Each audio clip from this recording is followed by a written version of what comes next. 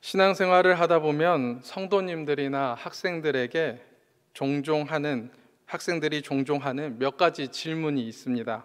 그 중에 하나가 하나님의 뜻을 어떻게 알 수 있나요? 입니다. 하나님의 뜻을 어떻게 알 수 있을까요? 만약 지금 이 자리에 있는 여러분에게 누군가가 질문을 한다면 여러분은 어떻게 대답하시겠습니까? 목사인 저도 이 질문을 들을 때마다 매번 대답해 주기가 참 어렵습니다. 우리는 어떻게 하나님의 뜻을 알 수 있을까? 혹시 이렇게 대답할 수 있을까요? 하나님의 뜻은 성경에 다 써 있습니다. 기도하면 하나님께서 하나님의 뜻을 다 알려주실 겁니다. 물론 이 대답도 틀리지 않습니다. 아니요, 모범 답안이라고도 할 수가 있습니다. 그런데 이 대답을 듣는 사람의 입장에서는 시원한 답변이 되지 않습니다. 그래서 저는 질문에 질문으로 답을 합니다. 하나님의 뜻을 왜 알고 싶은가요? 왜 하나님의 뜻을 알고자 하십니까? 이렇게 되레 묻습니다. 그러면 돌아오는 대답은 주로 하나님이 원하시는 대로 살고 싶어서요. 하나님이 기뻐하시는 길로 가야죠. 이렇게 대답을 합니다. 그러면 저는 다시 이렇게 묻습니다. 하나님의 뜻을 알게 되면 순종할 수 있습니까? 하나님께서 지금 성도님이 갖고 있는 선택지가 아닌 다른 선택지를 주셔도 성도님은 순종하며 갈 수 있습니까? 하나님께서 지금 당신에게 하나님의 뜻을 알려주신다면 앞도 보지 않고 뒤도 보지 않고 그 길로 가실 수 있습니까? 우리 성도님들은 어떠십니까? 하나님의 뜻을 알았을 때 순종할 준비가 되셨습니까? 여기에 예라고 답하지 못한다면 우리는 왜 순종하지도 못할 거면서 하나님의 뜻을 알고 싶어 할까요? 드러나 보자는 심보일까요? 마음에 손을 얹고 한번 생각해 보시기 바랍니다. 우리가 하나님의 뜻을 알고 싶어 하는 이유가 정말 하나님의 일을 위해서일까요? 아니면 나 자신을 위해서일까요? 오늘 이 시간 함께 나눌 말씀은 하나님의 뜻을 알고자 부단히 노력했던 사람이 아닌 하나님께서 하나님의 당신의 이야기를 알려주고 싶어 했던 사람, 하나님의 일을 같이 해보고 싶었던 그런 사람에 관한 이야기입니다. 그의 이름은 우리에게도 너무나 잘 알려진 노아입니다. 노아 하면 떠오르는 단어가 무엇인가요? 아마 방주를 제일 먼저 떠올리실 겁니다. 교회에 다니지 않는 사람들도 대부분 노아의 방주는 알고 있습니다. 그런데 잘 알려지지 않은 노아의 수식어가, 노아의 별명이 있습니다. 그것은 바로 기도의 사람 노아입니다. 기도의 사람 노아라는 말이 조금 생소하게 들리시나요? 아마도 그 이유는 성경 어디에도 노아가 기도했다는 말이 없기 때문일 것입니다. 그러나 노아는 분명히 기도하는 사람이었습니다. 노아가 기도하는 사람이라 할 수 있는 첫 번째 이유는 노아는 하나님을 인정하는 삶을 살았습니다. 9절 말씀에 이것이 노아의 족본이라 노아는 의인이요 당대의 완전한 자라 그는 하나님과 동행하였으며 라고 했습니다. 이런 말씀을 들으면 도전이 되시나요? 나도 하나님께 의인이라는 칭찬을 한번 들어봐야겠다. 마음속에 이렇게 동기부여가 되어야 하는데 저 같은 경우는 이런 말을 들으면 기가 꺾여서 뭔가를 해보기도 전에 풀이 죽고 맙니다. 나와는 태생이 다른 사람처럼 타고난 성품을 가진 사람처럼 느껴지기 때문입니다. 그런데 우리는 여기서 의라는 단어를 다시 한번 생각해 보아야 합니다. 여기서 말하는 의란 도덕적으로, 윤리적으로 흠이 없다는 뜻이 아닙니다. 히브리어의 개념으로 보면 의란 있어야 할 자리에 있는 것을 뜻합니다. 그래서 의인이란 무흠의 완벽한 사람이 아니라 있어야 할 자리에 있는 사람을 의인이라고 합니다. 의란 행동에 초점에 맞춰진 것이 아니라 결국 존재에 초점이 맞춰진 것이죠. 기차가 철로를 이탈하면 우리가 뭐라고 합니까? 탈선이라고 합니다. 탈선을 하게 되면 기차는 꿈쩍도 하지 못하게 되죠. 기차가 철로 위에 바로 올려져 있는 것, 그것을 성경이 의라고 말합니다. 노아 시대에 하나님이 사람들을 보며 분노하신 이유가 무엇이었을까요?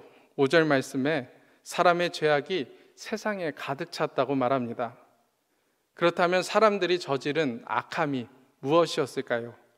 성경을 보면 결혼을 하고 자식을 낳은 것 외에 딱히 이렇다 할 것들이 없습니다. 그런데 왜 이게 문제가 되었을까요? 왜 하나님은 별것도 아닌 것 가지고 세상을 심판하려 하셨을까요? 하나님께서 죄악이 세상에 가득 찼다 말하시는 이유는 사람들이 하나님과의 관계, 곧 영적인 일들은 생각하지 않고 육적인 일에만 골몰했기 때문입니다. 하나님께서는 사람을 만드실 때 흙으로만 만드신 것이 아니라 하나님께서 숨을 불어넣으셔서 생명이 되게 하셨습니다. 이것은 하나님과의 영적인 소통, 하나님과의 올바른 관계를 말합니다. 노아 시대의 사람들은 영의 일은 생각하지 않고 육신의 일만을 생각을 했습니다. 어떻게 하면 잘 먹고 잘 살 수 있을까? 어떻게 하면 힘이 세지고 강해질 수 있을까? 어떻게 하면 더 커지고 어떻게 하면 성공해서 내 이름을 저 멀리까지 떨쳐낼 수 있을까? 그러다 보니 마침내 이들은 철로를 벗어나 탈선을 하게 되었습니다. 이것이 노아 시대의 악함입니다. 사람들은 하나님의 음성을 듣지 않았습니다. 아니, 어쩌면 하나님께서 말씀하시는 소리에 스스로 귀를 닫고 눈을 닫고 입을 닫아서 무시했을지도 모릅니다. 마치 하나님이 없는 것처럼 살았습니다. 하지만 노아는 보이지 않는 하나님을 인정하며 살았습니다. 다른 사람이 뭐라고 해도 노아는 하나님을 인식하며 살았습니다. 하나님은 그런 노아를 의인이라고 불러주셨습니다. 보이지 않는 하나님을 인식하면서 살아가는 것, 그것이 기도하는 사람의 첫 번째 특징입니다. 노아가 기도의 사람인 두 번째 이유는 하나님의 음성에 귀를 기울이는 사람이었기 때문입니다. 시편 40편 본문으로 작사 작곡을 한 복음성가가 있습니다. 우리가 너무 잘 아는 찬양인데요, 가사를 소개해드리면 어떤 찬양인지 금방 아실 겁니다. 하나님의 음성을 듣고자 기도하면 나의 귀를 기울이고 나의 기도를 들어주신다네. 깊은 웅덩이와 수렁에서 끌어주시고 나의 발을 반석 위에 세우시사 나를 튼튼히 하셨네. 시편 40편의 본문으로 지은 찬송 시입니다. 이 찬양을 모르는 성도님들은 거의 없으실 겁니다. 그리고 이 찬양을 부르면서 은혜를 받은 경험들이 있으실 겁니다. 이 찬양에서 노래하는 것처럼 우리가 기도로 들어가는 동기는 하나님의 음성을 듣기 위해서가 되어야 합니다. 다시, 우리가 기도로 들어가는 동기는 하나님의 음성을 듣기 위해서가 되어야 합니다.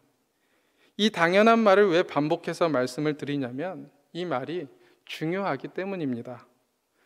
저도 스스로 실수하고 많이 놓치는 부분인데, 기도하기 위해 앉았다가 내 할 말만 쏟아내고 기도를 마치는 경우가 너무나 많기 때문입니다.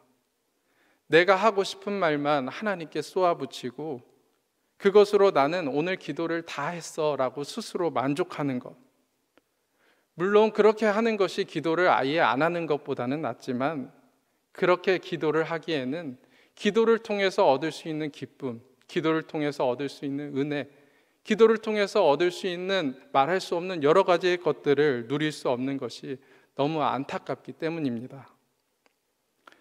요즘 주변에서 심심치 않게 들리는 단어가 있습니다. 꼰대라는 말인데요. 꼰대 아시죠?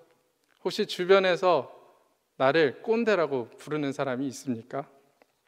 꼰대란 말은 지위가 낮거나 어린 사람들에게 막말을 쏟아내는 어른들을 비하하는 은어입니다. 그런데 어른들뿐만 아니라 요즘엔 세대를 막론하고 젊은 꼰대라는 말이 젊은이들 사이에서도 쓰입니다.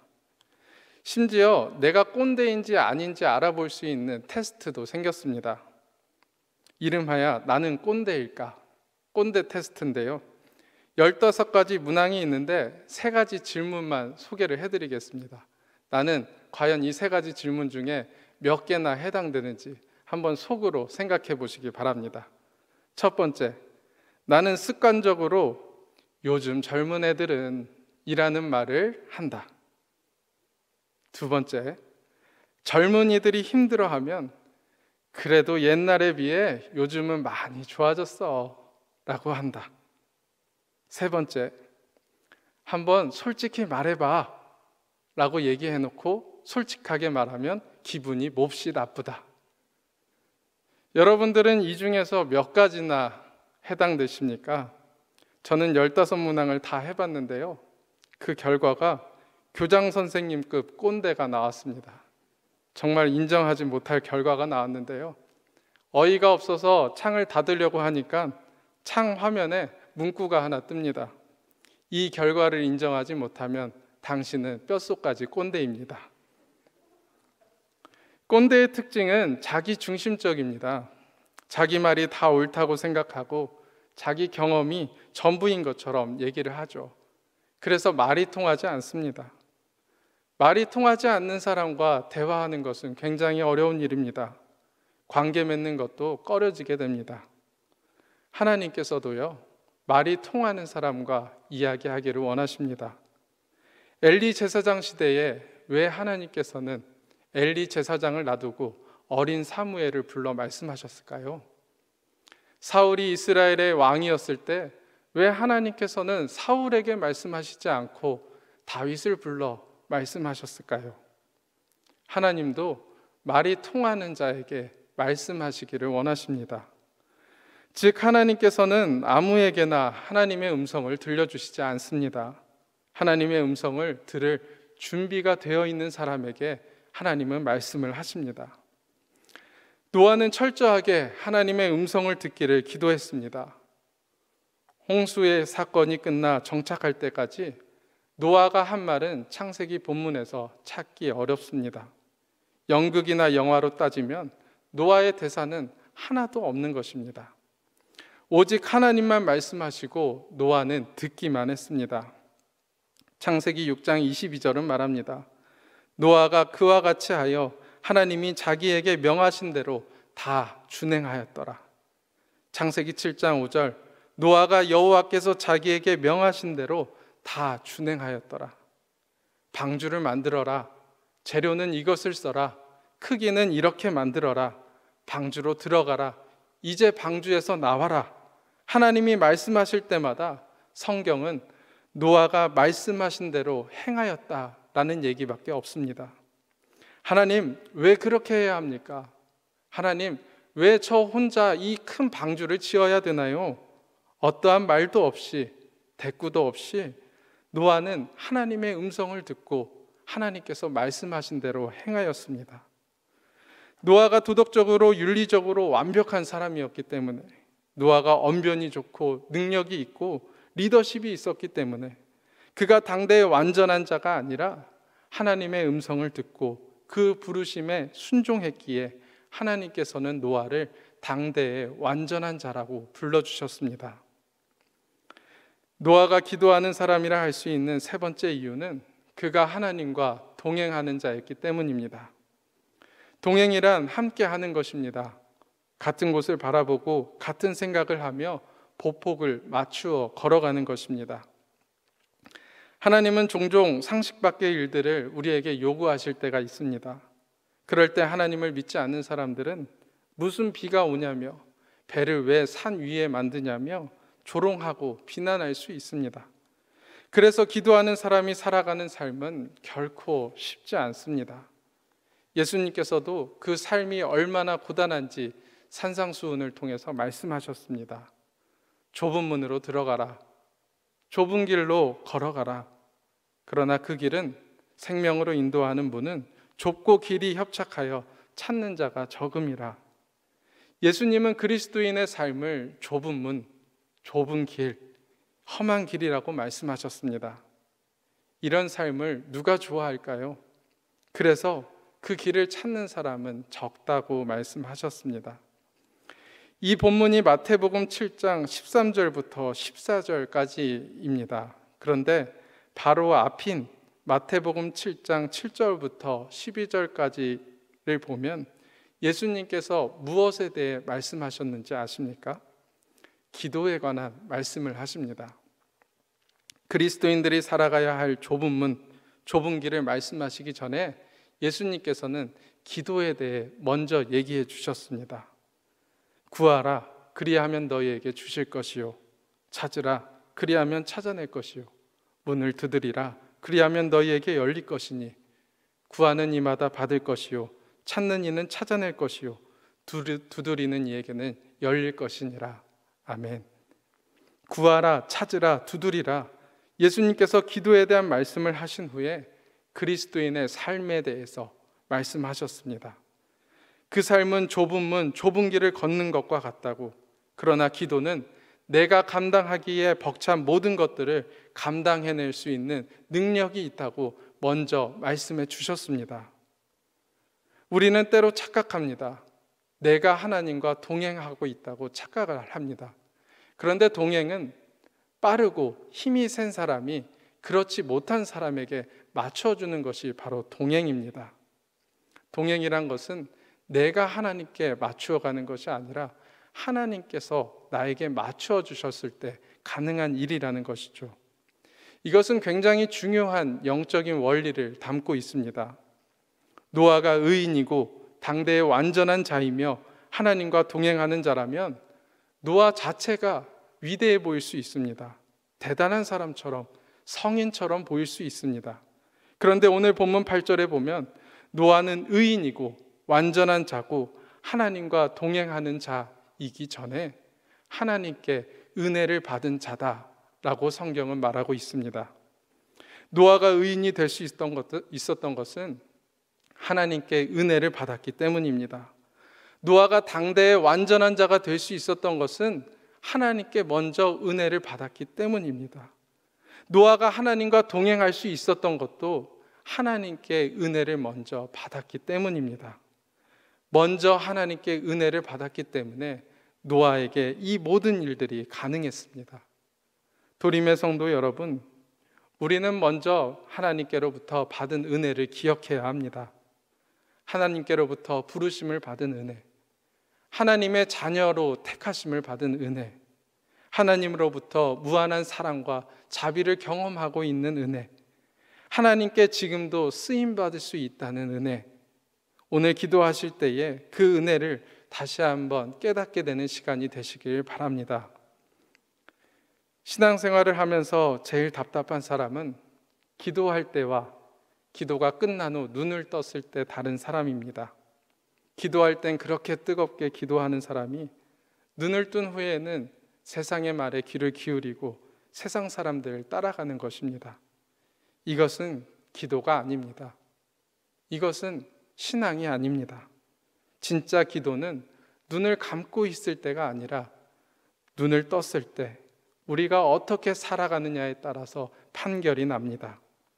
기도한 대로 기도하고 응답받은 대로 살아가는 것이 진정한 기도입니다. 기도하는 사람이라면 이 땅을 살아갈 때 좁은 문으로 들어가고 좁은 길을 걸을 수밖에 없습니다. 기도하고 응답받은 대로 살아야 하기 때문에 그 길은 매우 어렵습니다. 그러나 그 길이 생명으로 가는 진짜 길임을 기억하시기 바랍니다. 기도는 그런 것입니다. 그래서 하나님은 기도하는 사람들을 사랑하십니다. 기도하면서 하나님에게 받은 약속을 붙들고 힘들어도 손해보고 어려워도 참고 견디기 때문에 지키려고 애를 쓰기 때문입니다. 하나님께서 어떻게 이런 사람을 사랑하지 않을 수가 있겠습니까? 하나님께서는 그런 노아를 사랑하셨습니다. 그런 노아를 택하여 주시고 그와 함께 일하여 주셨습니다. 하나님께서 노아를 사랑하셨듯이 하나님께서는 기도하는 여러분들을 사랑하시고 지금도 함께 일하시기를 원하십니다. 오늘도 기도하는 이곳에서 성도님들의 각자의 삶의 자리에서 하나님의 음성을 듣고 순종하며 길을 걸어가는 도림의 모든 성도들이 되시길 간절히 소망합니다. 너는 내게 부르짖으라 그리하면 응답하겠다 약속하신 하나님, 이 시간 이곳에서, 가정에서, 일터에서, 삶의 자리에서 기도하는 주님의 자녀들을 기억하여 주시옵소서. 주님의 이름을 부르며 기도할 때에 우리의 모든 기도가 하나님께 상달되게 하시고 시대를 향한 하나님의 마음과 기도하는 자들의 마음이 통하여지는 역사가 있게 하여 주시옵소서. 우리의 연약함을 아시는 성령님께서 우리의 생각과 입술을 주장하여 주시사 하나님의 뜻대로 구하게 하시고 믿고 구함으로 기도하게 하시고 힘들고 지칠지라도 하나님과 동행하며 살아갈 때 우리의 입술에 찬양이 흘러넘치게 하여 주시옵소서. 예수님의 이름으로 기도드립니다. 아멘.